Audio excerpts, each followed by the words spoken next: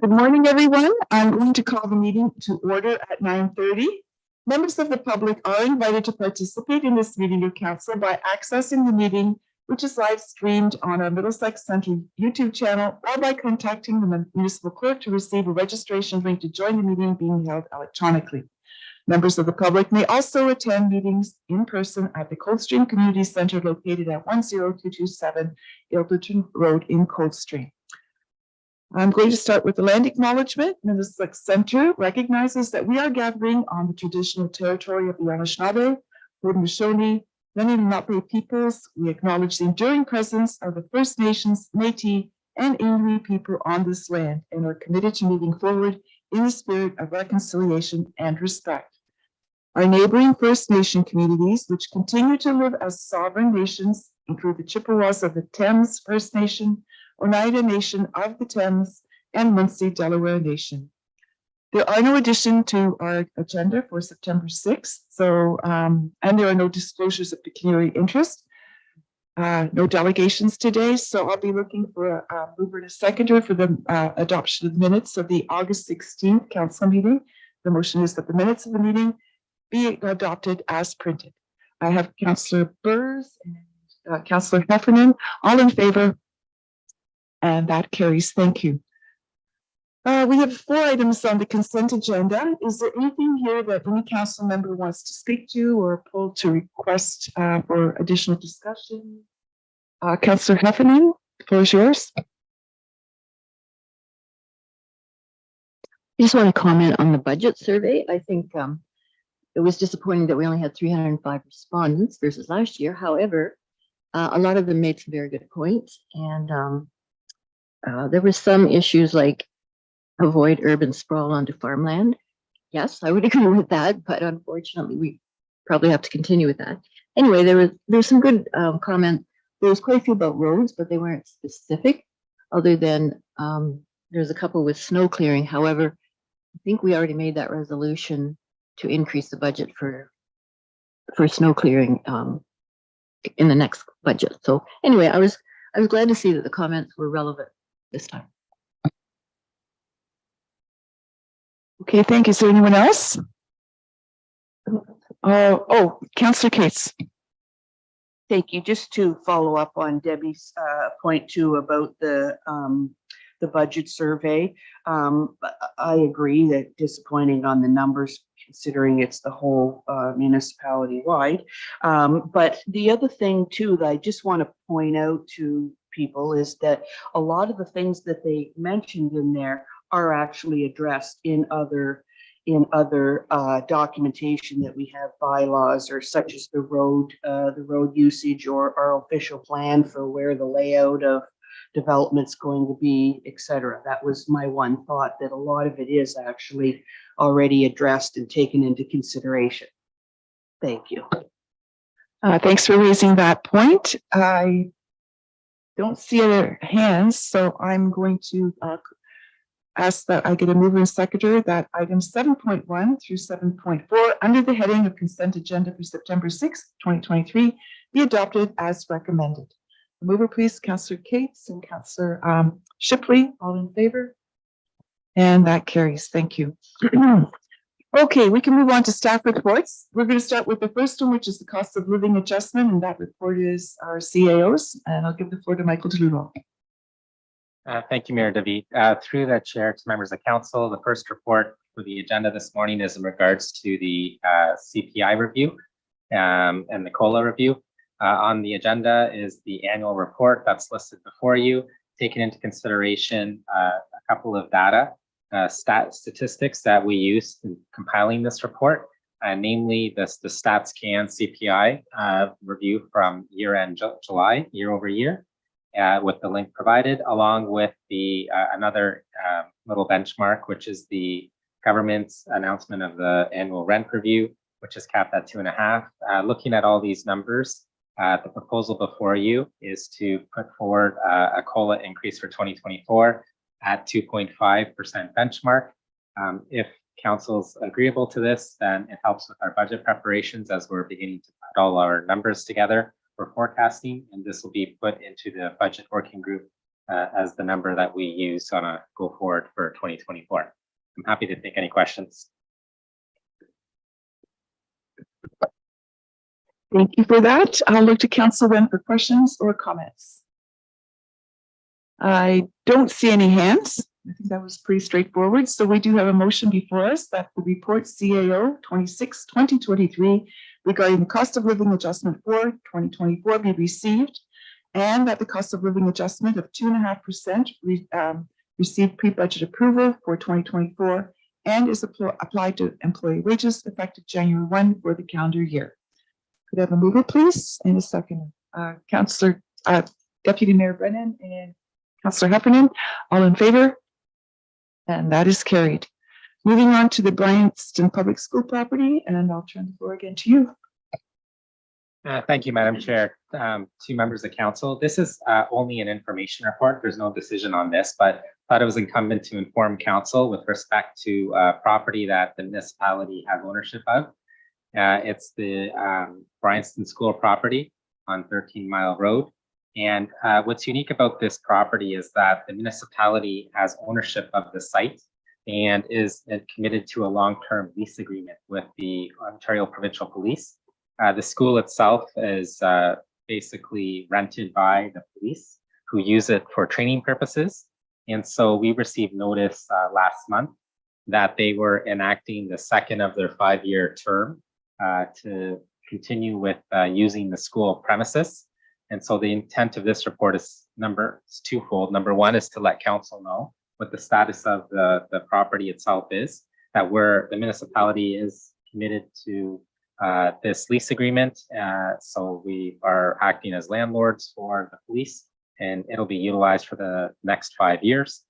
Secondly, we're also aware that we are growing as a municipality, and we are looking at our capital assets and asset replacements. And as the Director of Community Facility Services will attest to, we know that there's significant funds that need to go into this school premises. So there is reference on this report about possible consideration to declare the property surplus and reinvest funds back into the community. But that's just notation at this point. Further council discussion and direction will be needed. But at this time, it's strictly that we are aware of the asset. We are aware that there's a 5-year commitment that we have to oblige to, and we'll continue to monitor how we're going to deal with this school in terms of making sure that it's maintained properly. But we are leery based on previous budget discussions about investing significant amount of funds, because we'll require council direction on what to do in the next couple of years if we want to continue to invest in this site or take this property and perhaps use this as an advantage to reinvest back into the community closer to the developed area. So at this point, just for information, but I'm happy to take any questions. Thank you for that report. Questions or comments? Okay, I'm going to go around the horseshoe, I guess. I'll start with Councillor Heffernan, and I've got Councillor Shipley, and I see the deputy as well. Thanks. Through the mayor to Michael. Just for clarification, the lease by the OPP is $82,000 a year now, and that does that include utilities or not? Oh, sorry. Through the chair to Councillor Heffernan, it does not include a utility. It's an $82,000 static rent that we collect on an annual basis. That is non-negotiable. So that's the revenue that we collect.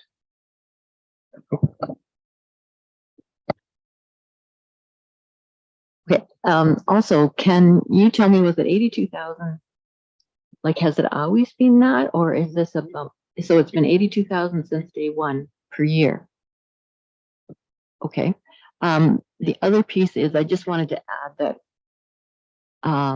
if anything should change with this property, I know it was a school, and it certainly drew kids that are now going to Wilberforce, which is overcrowded. Oxbow is overcrowded, and Biddulph School was closed. Prince Andrew was closed, and so now, of course, we have need for a school property. So anyway, just in the background, I would I would like to see that happen if something happens to it. But anyway, we don't have control of that. I realize that. Thank you. Thank you, Madam Mayor. Too, Scott. Scott, do you have any projected costs for the next 5 years for this school? What we're looking at? Through the mayor. So just looking in our 5-year forecast here, we have 948,000 allocated over the next 5 years, 573,000 in 2024 alone.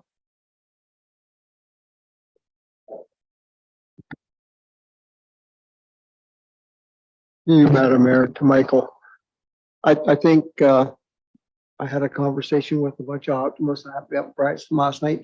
One of the concerns I think is that any monies we were to incur from this property, some sort of a guarantee or that money would go back into that community, that it doesn't just get put into a reserve fund and get spent wherever. If we sell that property or anything you get from that property goes into reserve fund for Bryanston area, I think that needs to be made perfectly clear to the people so that they don't feel that the monies are going elsewhere.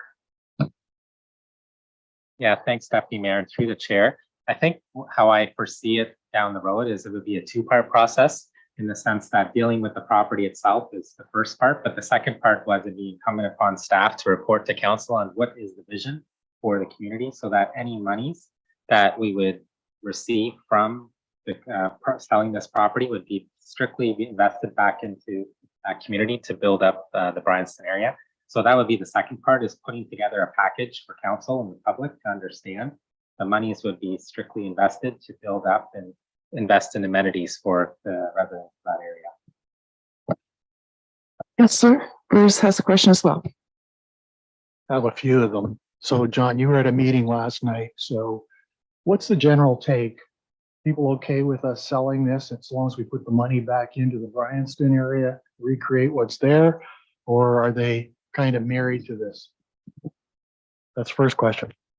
Okay, I think until they have all the facts, they right now they don't want anything to happen. They want to maintain it, but I think more clarity in, as Michael said, the money stays in Bryanston. I'm not sure they understand that, and I'm not sure that a total package of what would be coming, I think needs to be done before anybody can come to draw any kind of a conclusion to this. Through you, your worship, to Michael. So basically, in this update, maybe we were a little premature in coming out and trying to sell the property. We're in for another 5 years. Through the chair to Councillor Burrs, there's nothing to be premature about. The fact of the matter is we have an aging asset, so we're making it known now that this is a possible consideration. But as you see the recommendation, it's just for information. So all we're doing today is letting you know that there's a lease that we're committed to over the next 5 years, but the director just gave you an idea of how much money we have to invest into this aging facility.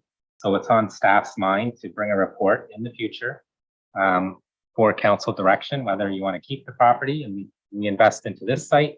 We go to the declaration process and take the money and invest it into another site in that. But we'll deal with that down the road. Right now, it's just for information that we have a 5-year lease that we're committed to. So just a comment, I was around when this was bought. There was an element in council that really wanted this, and they had a strong argument at the time, so you can argue that, but you know, the horses are in the field, the barn doors are open. Usually you have a rental increase, but I remember at that time it was difficult. Nobody wanted to really buy it. There were no decent offers, and it was a struggle to get anybody to rent it. So I won't criticize that, but in future agreements in real estate, the ones that I've been involved in, I always had to contribute to capital improvements to a property as part of the lease agreement as well.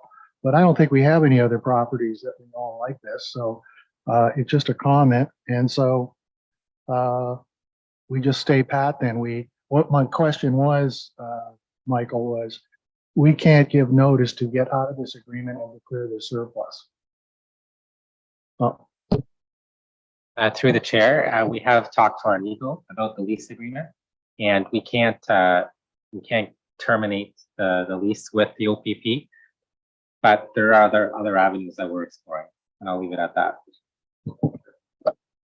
Okay, so as Michael pointed out, the point today is to receive this overview. Any discussion further? Oh, I didn't ask. Thank you, Madam Mayor. To Deputy Mayor John, the meeting last night, do you think that they're more concerned about the school or the property? We're here to do a motion. Yeah. Discuss this Yeah. at the scope of the report. Yeah, sorry, we've gone around that. We can talk about the issue when we have it before us. Right now, the point is we're receiving this for information, and any kind of specific conversations appropriate down the road. So the motion before us is that the report CEO 27/2023 regarding Bryanston Public School property be received for information. Do the mover, please, and a seconder. Councillor Arts, Councillor Heffernan, all in favor? And that is carried.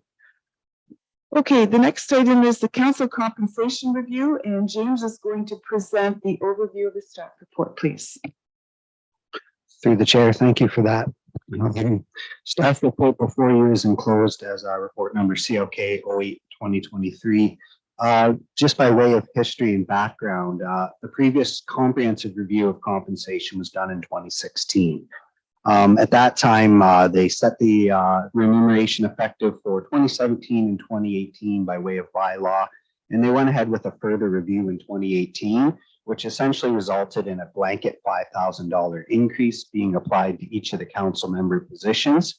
And then going forward from 2019, applying the annual cost of living adjustment to those salaries each year. So that's what brings us up to where we are in 2023 and the numbers that you see in that report as current council salaries. Then by way of analysis, we provided two charts in the staff report. The first is a comparison of where Middlesex Center is at with respect to our partners in Middlesex County, being the other seven or the other lower tier municipalities. The second chart you see in there is comparators that we pulled from the pay equity review process that was completed earlier this year. So that gives a good reflection of where we are at with some comparable municipalities in terms of size and population. In terms of the remaining portion of the report, you'll see some options before council. Staff went ahead and proposed a few options for council's consideration with respect to their current compensation. The first option was to apply a 4% increase. As a result of the pay equity review, an adjustment of upwards of 4% was made to certain positions within the pay grid bands. So that's where we went ahead and pulled that 4% number. And you can see that results in an adjustment of approximately $1,500 for the mayor position, moving down to about $900 for ward councillor.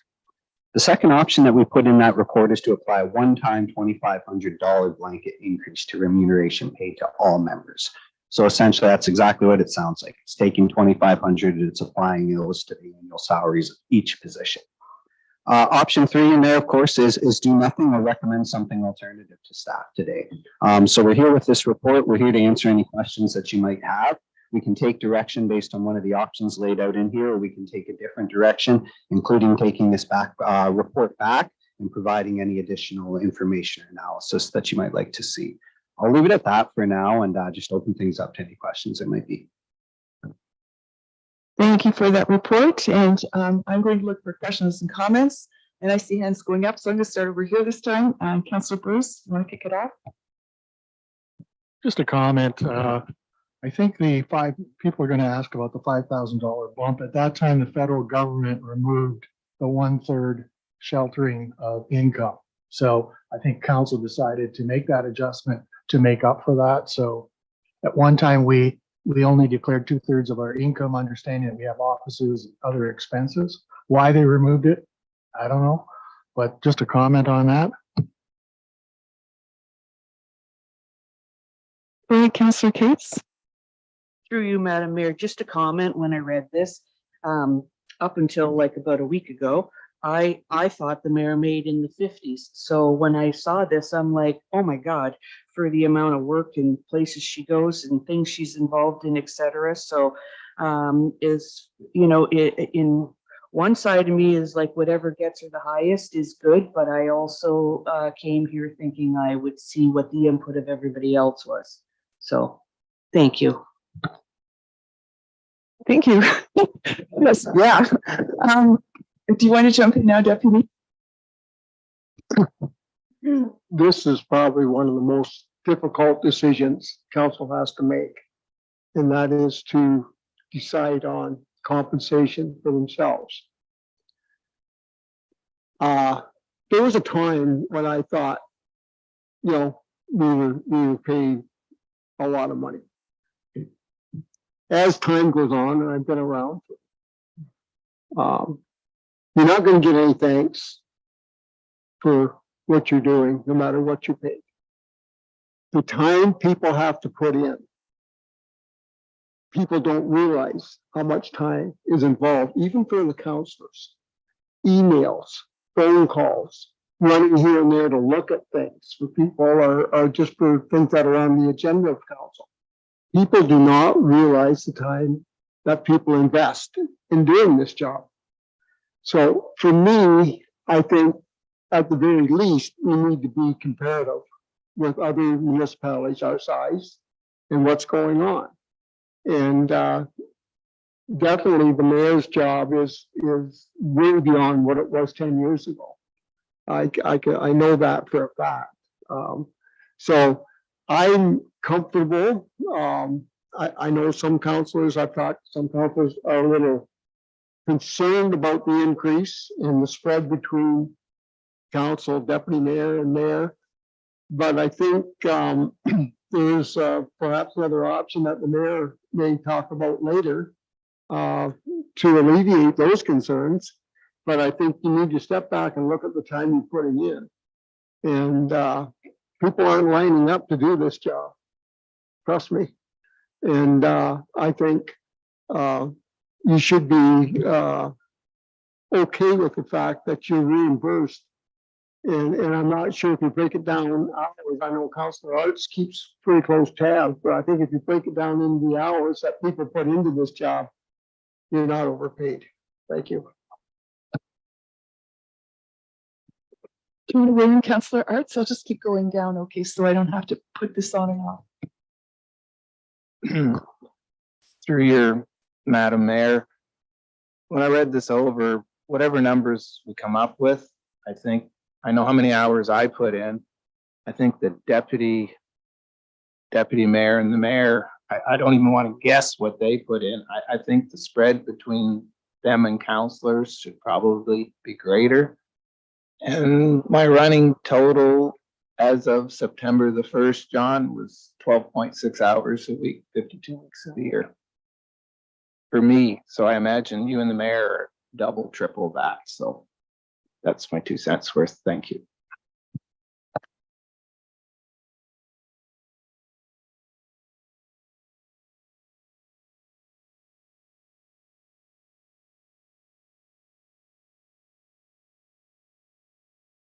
Thank you, Madam Mayor. I guess my comment is if you'd have come back or with this last term, I'd have probably said, no, I'd have a problem accepting that. However, this term, I estimate the first 10 months I've been in council for this second term, I received more calls in that first 10 months than I did last 3 years of my term.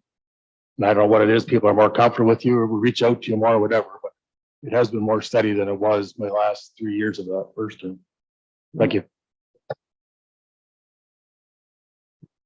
Through the mayor, yeah, I have to agree with Deputy Mayor Brennan's comments and Councillor Shipley's comments. Like things have increased, and we've also had to deal with things that have never come up before, like COVID, for example. That made a huge impact on what we could or couldn't do, and even now with all the downloads or whatever from the provincial government. I mean, staff looks after a lot of this, but nevertheless, we have to deal with the outcomes of it, which, as the budget report showed, there are certainly things that have come out of that we have to deal with, whether we like to or not. Anyway, and I do agree that the mayor and the deputy mayor certainly pull down a lot more hours than I do, for example, and I'm sure the rest of the council would agree. So as an option, if we're at that stage, I was going to suggest a split option where the mayor and deputy mayor get the 2,500 increase and the councillors get the 4%, just as a thought. Thank you. Thank you for all the input. I didn't hear that there were a lot of views on which option people like better, with the exception of yours, Councillor Heffernan. And I started out, I don't, I used to push numbers in another life, but I started out and then it grew and grew and grew. And I looked at it and I thought, oh, well, 2,500 bucks. That, because I was looking at also the budget numbers that were prepared included. And I thought, okay, well, that's kind of a solid number. We can get our heads around it and that's what it means. And then I thought, oh, wait a minute. What happened last time when I went back and when I looked at the 2,500 now, I realized that the gap between councillors and deputy mayor and mayor, because it's a flat amount, meant that the difference between us was shrinking, because obviously a lower salary, that proportion, 25 is a bigger proportion. So that, okay, well, what we could do is say if $2,500 is something that I hear around the table, we could do that and adjust the other for the same percentage. And that way we would all go up. Then I looked at what does that mean? And I got a bunch of numbers. And then I compared those to our comparators. And what happened was councillors went from the 22, from their salary, but they're, oh yeah, the 22,637. If it was changed by that fixed amount, all of a sudden that put your salary within spitting distance of a comparator. And then I did that for the deputy mayor and myself. Deputy mayor, same deal. It is right on the grid and it comes in just a little bit over the average and puts it in just north of North Perth, but south of Springwater thing. And for the mayor, it puts it at 39. The average is 46. But frankly, I mean, thank you for the nice comments, but I think something at 39.5, that's darn close to 40. That puts us one above. We're not last anymore, but we're above North Perth and in the ballpark of Pelham, which I understand is a really good comparator for our municipality in terms of how it's growing, the challenges that they're facing because of growth and the work that they would be putting in. And I thought, okay, well, that's one option. And I thought, okay, well, what happens if we do 4% or 6%? So I just did a bunch of those. All of those numbers look reasonable. I'm happy. I could work with any of these. I do agree with the council's comments that the amount of work I think that everyone's asked to do has changed somewhat. We do more training classes, which is mandatory because acts change. We have to stay current. We have to be able to explain those things to people in simple language. And I mean, we rely on staff for a lot of help when we are preparing answers on complex things because we don't know what we don't know. And they too are training all the time in their respective fields. There's no way we're going to know what they know relatively, even if we do a lot of homework, the context, everything's different. So I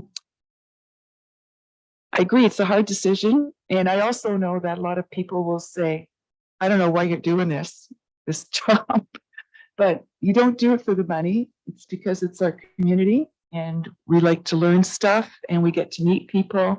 We get to be involved in things. So yeah, I think a fair compensation is something that we're trying to shoot for. How you define fair, I'm not really sure. I think being on a level that approaches or is at our comparators makes sense to me. We can't all be wrong. So, and especially if we're going for an average, I'm not saying we need to be a comparator. Oh, we have the same population as this township, therefore, I should be making 57.5 and whatever. I don't think we need to be that precise. I think we need an adjustment. So that have I explained that well enough that I'm making sense? I didn't want to get into all the numbers and nits and grits, but that is how my thinking went. I'm open to hearing ideas, suggestions, changing my mind. If you'd like to weigh in, I see Councillor Kate's hand and I'll go from there. Thank you. Through you, Madam Mayor, just a comment on what you said. I'm not even thinking of the numbers because I didn't write it down, but I do recall in the past, Tiffany has used, I think Tiffany and maybe some others for other municipalities our size, et cetera, use those things as benchmarks. And so, you know, maybe that's a great idea. And just as a side note, I spend way more than 12.6 hours in Ward 4.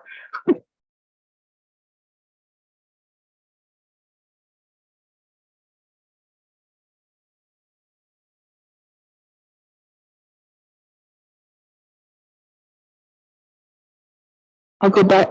Yeah. Frank, go ahead. Yeah, I'll rule out option 3. Okay, that could help us. We could look at option 1 or 2. Since the last time I was on, the last time I was on council, there's much more work involved in being a ward councillor. I'm over 12.6 hours a week. I seem to be dragged out on everything. The other thing that's happening today is the sheer barrage on social media that you have to withstand. You know, the attacks, the comments, all of that stuff is coming in. You have to be very selective on how to answer. And sometimes your answers get very, very sophisticated in that you're pulling documents out and you're trying to interpret it for people. The one example I'll get is the new recreation center going on Gideon. The amount of time I spent on that and describing what was going on. So when we came out of COVID, the one thing you notice is salaries have gone up everywhere. I look at our salaries in relation to staff, and yes, staff have bigger jobs than us, but we're in the fray too. I'm out there talking to staff and talking to the constituent when there's a problem many times. So I don't think this is inappropriate at this time. You're also looking ahead to other councillors that will replace us. How can you attract better people in here? Compensation does become an issue for them. While we say that we're doing it for the betterment of the community, and certainly I could make more money doing other things instead of this, I enjoy doing it. I enjoy dealing with people, and that's got to be part of it. You also want to contribute to your communities and make them better and leave it better at the end of 4 years. So I don't have a problem with this increase at all based on what is going on in the world today and how our jobs are getting much more sophisticated. So we have to interpret stuff, and there's just more time in to read stuff, to stay worldly, to stay up on legislation and other things. So I don't have a problem with it. So option 1 or option 2, and maybe in the future you look at mayor and deputy mayor, could increase based on the number of hours and what's required of them going forward. Yeah, I'm okay with option 2. I'll put that out there.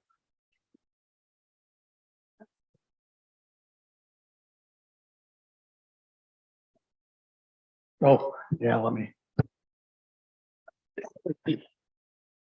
Did you want to jump in again, Councillor Arts, or comment on an option, or? Yeah. Through your Madam Mayor, like, actually I kind of like maybe Debbie's idea, because that would, and I realize too that I've probably got the ward with the least amount of, what would you call it, issues. That's the word. And I realize too, those hours that I have, probably everyone else in this table on their wards have a lot more. So I respect them for that. Yeah, so thank you. Any other comments, or? Yeah. Oh, I'm no, and I'll go back to you then, Councillor Kate. Thank you. Through you, Madam Mayor. So before we do this, can you just repeat off like we've got option 1 and option 2. Frank said no to option 3, but actually option 3 had 2 things. One was an alternate. Could you just rhyme off the numbers again that you had in comparing to sort of an equal municipality, because I think that that's a very good benchmark to look at. But when we look at option 1 and 2, for example, Mayor at 37 and 38, could you rhyme off those numbers again, please?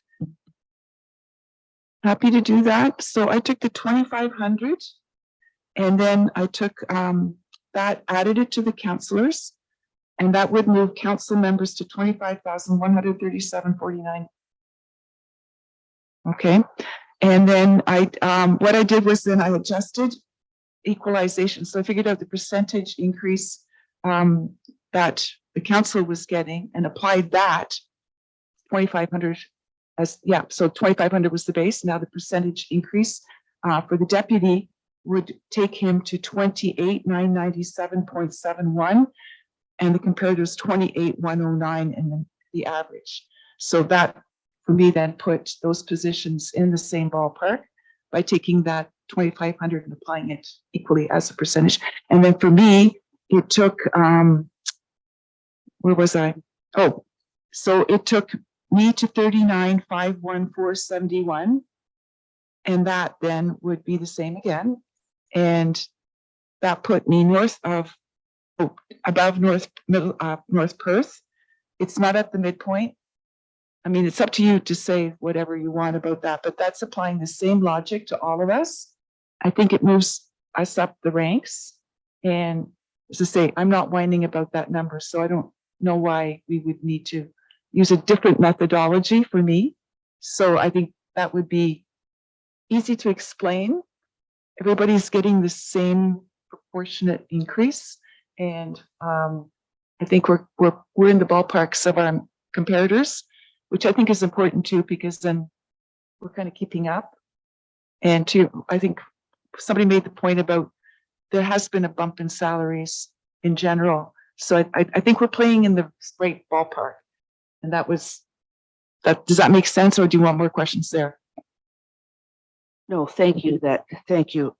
Through you, Madam Mayor, if this is the right time, then I would like to make a motion that we follow along with your logic of numbers as our option 3 of an alternative, and that we use your calculations and methodology for what the numbers should be. I think you had your hand up. I want to make sure you get a chance to jump in. Was it? No, it wasn't up. I don't want to force you to jump in, but I thought I should. Okay, go ahead. No, I was after the discussion. Yes, there's a few things brought out that I kind of forget about, because on Facebook sometimes I get social media. Sometimes I just get really annoyed or upset, so I just kind of don't look at it some days. So really, I think in that respect, then, because others certainly do, I think that all of us should get, or I agree with the mayor's calculation, which I think is a little bit higher than option 2, or is it option 2? 2,500. Okay.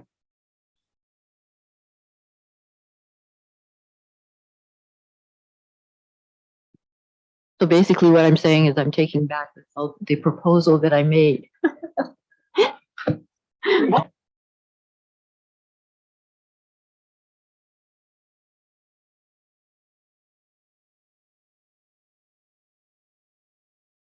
So the increase, Debbie, was the implication financially. 17.5 per year was the amount that the budget would be hit by in total. And when I did that other calculation, it went to 19.3. That was 19.3, I think. Yeah. 19.3 and change. There it is, 19,313.77. Yeah. So it's incrementally higher than the other one, than that one, than the 2,500. That works out to 1,609 per month, or 27.59 per member of council. Just in case you wanted to know. Does that answer the question then? Or no?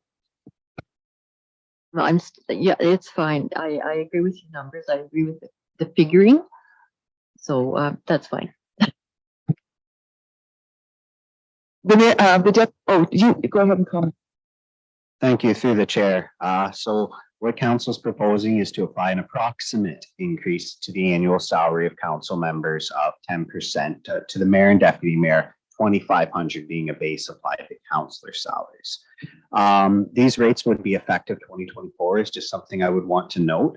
Also noting that earlier today, council approved a COLA adjustment of 2.5%. So these calculations in the staff report are based on the amounts, the annual salaries prior to the application of that 2.5% cost of living adjustment, which is not effective until 2024. The short and simple way to explain that is any direction we take as staff today will work from the 2023 numbers as they are today prior to the COLA adjustment. The COLA adjustment would be added on top of any final salary that council brings back and approves. And in terms of direction today, I can take this report back based on having a mover and seconder in the consideration of that motion.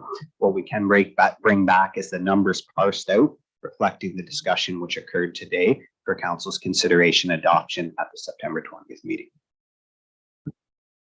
And I would agree. I think it's a good idea if we get it all figured out. We can all see the same thing. We can all think about the same thing, and it'll still meet the deadlines. That is my understanding. Okay, so based on what James has said, could I have a mover, please, and a second? Councillor Burrs, Councillor Cates, all in favor? And that is carried. Thank you for your input and thought on this item. It's, as was pointed out, it's one of those ones that you don't really want to have a conversation about. It's hard. Okay, so now we have to deal with 8.4. We report from Arnie Marsman, Chief Building Official, and he's going to provide an overview of the staff report. Floor is yours, Arnie.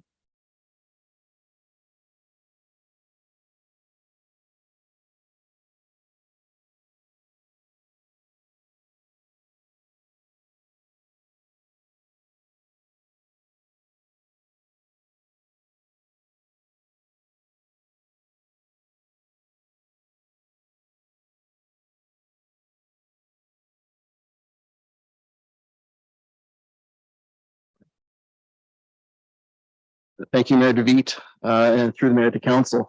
I'm pleased to be here today to present to you a proposed new building bylaw for council's consideration. As council knows, we provide building inspection services for 5 municipalities, including Middlesex Center. Each of those municipalities currently has their own building bylaw, and we found it prudent to bring this bylaw to all 5 municipal councils. So we are working under one consistent building bylaw that looks at today's work environment, today's procedures and processes building divisions are seeing. Our current building bylaw was passed in 2012, so it's about 11 years old, and it really does need updating as well. So what we've done, we've updated a number of features, such as e-permitting. Currently, our building bylaw asks for 2 sets of drawings on paper, which is not really the reality right now. So we're looking to update the bylaw to reflect, like I said, the current processes such as e-permitting. Our set fines, we'd like to, we've reviewed our set fines. Generally, they're appropriate. We've increased the set fine for failure to comply with the stop work order. We've added remote inspections, which is a new term and practice in the industry if needed.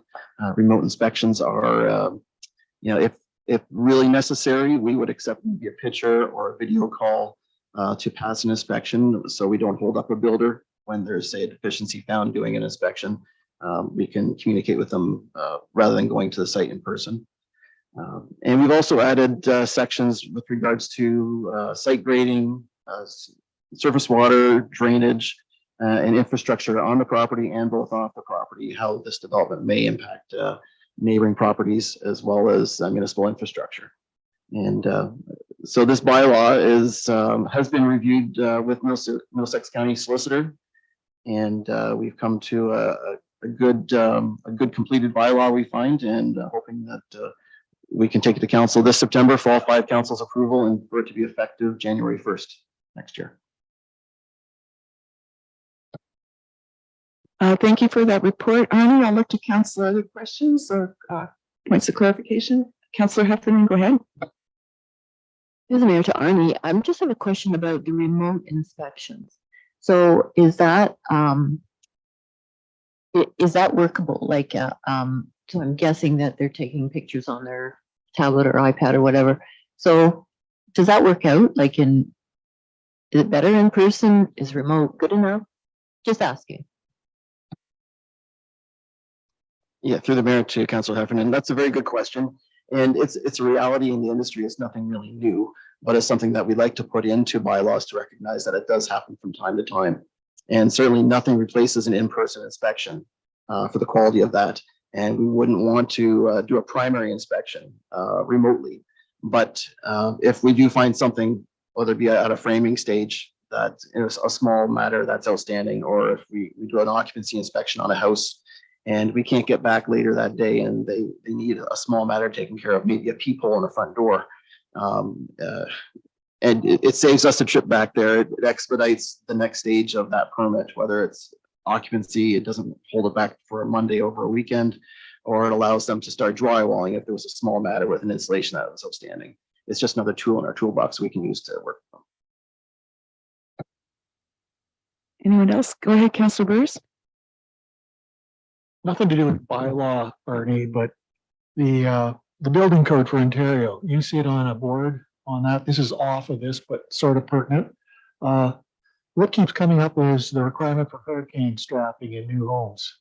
Can you comment on that briefly? Or is that has actually been discussed at the building code level? Oh, yeah. Yeah, through the mayor to Councillor Bears. So we do sit on a chapter, a Southwest chapter of the Ontario Building Officials Association. We meet monthly. That's the limits right now of my status on provincially on any boards. But it has been brought up in the industry. There's nothing that's beneficial. I will be at a conference later this month. I suspect it will come up at the conference, a number of building code changes potentially. It certainly is good practice. And we're actually considering looking at our green builder recognition program again and making that a mandatory option if somebody wants to qualify that the strapping of the roof trusses down would be mandatory to qualify under that program. It's pretty cheap, but they're $200 or something in a house. Okay, thank you. Anything else on the report? I was thinking along the same lines as Councillor Heffernan. So what I heard you say is professional judgment, really. Small, I heard you say small, minor, don't hold up. It's not part of this. So yeah, thank you for that clarification. We'll move now to the motion here, that report building 07-2023 regarding the proposed new building bylaw be received and that the bylaw attached as appendix A1 be approved to be effective January 1, 2024. Could I have a mover, please, and a seconder? Councillor Shipley and Councillor Cates, thank you. All in favor? And that carries. Okay, and now we've got the report from our Director of Community Services, Scott Mayers, on the office renovation tender results. Floor is yours, Scott. Thank you, Mayor. Through you to council. In your report, you will see the bids that were received last Friday from 3 firms for the office renovation and addition. We were hoping for more, but we were thankful for the 3 that we did receive. As you will see, the low bid with this project is from Tradition Construction, based out of London, in the amount of $5,060,000. Further in the report, as we laid out the procurement in bids and tenders for this, we had a number of alternative and separate prices, so we could have some options in how we tackle the project. So under the financial implications, you'll see that we are also recommending and requesting an additional $65,000 be spent on a snow melt system. Reason why we're asking for that is the new square, shall we call it, out the front. It's going to have lots of landscaping features, lots of hard surface, and will be to have a melt system out there would eliminate the need for snow blowing and shoveling and salting and doing all of that. It would be difficult for us to in that, not difficult, but certainly adds a different challenge for us for snow removal in that area. So by adding that, brings the total requested amount to $5,130,000, and which is still under our construction budget that we had set the previous council meeting of $5.2 million. Further down, I also wanted to highlight there was some additional works, and this made up some of the additional pricing that we requested. The replacement of HVAC units 3, 4, and 5. These are existing units on the community center and office space, as well as the existing shingled roof. This work would need to happen. It was identified for quite some time in our capital forecast. This work would need to happen regardless. Units 3, 4, and 5 aren't directly related to the project, but obviously with contractors being on site and economies of scale, we request that these funds be pulled from our building and facilities reserve. They're not part of the 5.1 million that we're requesting, so these are additional costs that would come from our building and facility reserve. And these were identified in a previous report as well. So happy to answer any questions.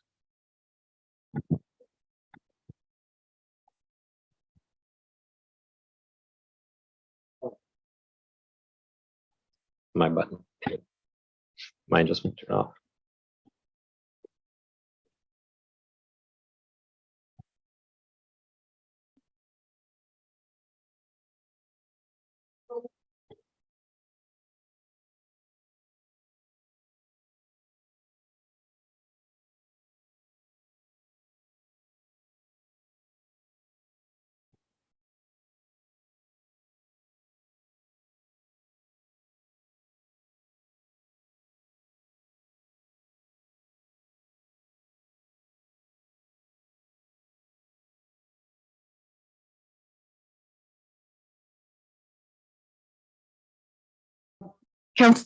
What was I doing? I was going to ask Councillor Bruce. You're next. Yeah, so I'm going off now. It's your turn. So just a quick question here. We're going to replace the roof. I know we want to stay within our budget, but that's going to be another asphalt roof. We don't want to bite the bullet. Do we look at a metal roof? Something more permanent? One shot and it's done for 50 years. That's the thing. So okay. So just comment on that, Scott. You don't want to go there? You want to stay within your construction budget?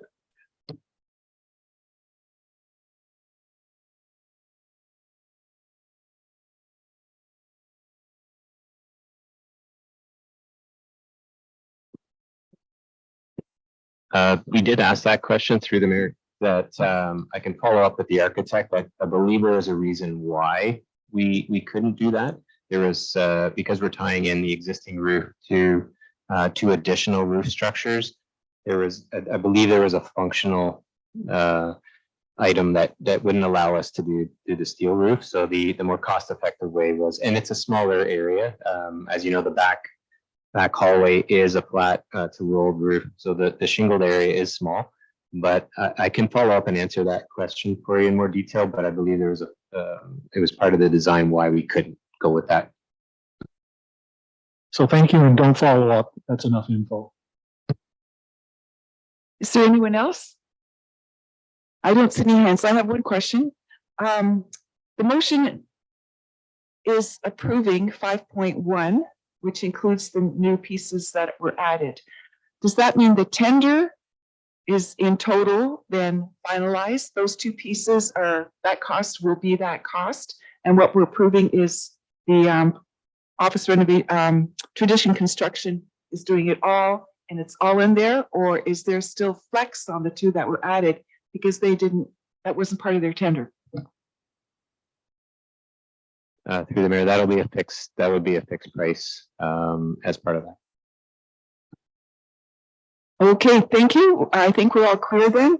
And we have a motion before us that the report CMS number 7, 2023 regarding the office renovation tender results be received, and that the office renovation project be awarded to Tradition Construction Incorporated with a total base bid cost of $5,130,310.04, excluding HST. Do I have a mover, please, and a seconder? Councillor Burrs and Councillor Heffernan, all in favor? And that is carried. Okay, thank you for that. We don't have any notices of motion for our meeting today. I'll move to correspondence. Is there anything here anyone wants to comment on or? Nope, I see shaking heads. So we do have a motion before us. The items 10.1 through 10.11 listed under the heading of correspondence for September 6th, 2023 be received for information. And mover, please, Councillor Arts and Councillor Cates, thank you. All in favor? And that carries. Okay. And then the next thing we have is a closed session. So I need a mover and a seconder, please, for the motion that the Council for the Municipality of Middlesex Centre adjourn to closed session at 10:25 pursuant to section 239(2) of the Municipal Act 2001 as amended to discuss the following matters. Under section 239(2)(c), a proposed or pending acquisition or disposition of land by the municipality or local board, potential acquisition, property ward 1, under section 239(2)(e), litigation or potential litigation, including matters before administrative tribunals affecting the municipality or local board, litigation update, ward 4 development, and 239(2)(f), advice that is subject to solicitor-client privilege, including communications necessary for that purpose, litigation update, ward 4. Could I have a mover, please, and a seconder? Councillor Arts and Councillor Heffernan, thank you. All in favor? And that carries. We'll just give everything a moment to